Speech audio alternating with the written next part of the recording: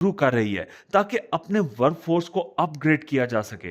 तो क्या हमें एआई से डरना चाहिए?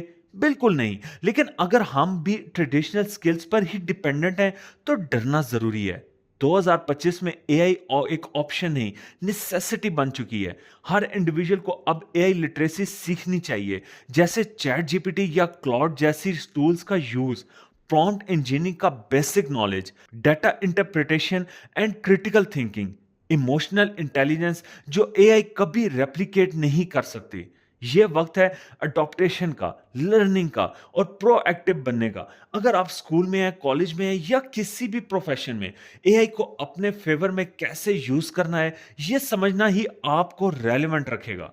आप एआई के इस बदलते वक्त में क्या कर रहे हैं? क्या आप एआई का इस्तेमाल करते हैं या अब तक एक्सप्लोर नहीं किया? कमेंट्स में ज़रूर बताइएगा। और अगर आपको ये वीडियो पसंद आई है तो सुनो ज़रा फैक्ट्स को